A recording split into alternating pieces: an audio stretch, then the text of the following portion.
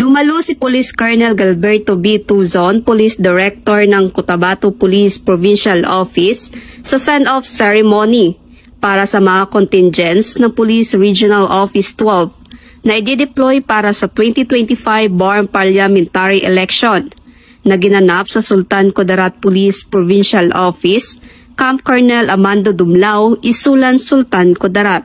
Ito lamang Setyembre 15, taong kasalukuyan. Pinangunahan ang seremonya ni Police Brigadier General Arnold P. Argente, Regional Director ng Police Regional Office 12, at dinaluhan ng mga Provincial at City Director.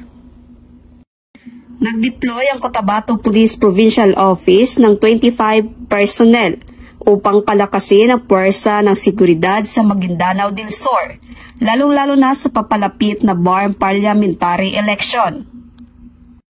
Muling pinagtibay ni Police Colonel Tuzon ang kanyang pangako na ipatupad ang batas, panatilihin ang kapayapaan at kaayusan, at tiyakin ang kaligtasan ng mamamayan ng Cotabato. Ipinahayag din niya ang kanyang buong suporta sa misyon ng Pro-12 na masiguro ang mapayapa at maayos na 2025 Barm Parliamentary Election. Mula dito sa Rehiyon 12, ako ang inyong PNN Correspondent, Patrolwoman Vina Morales, alagad ng batas, tagataguyod ng Balitang Pulis.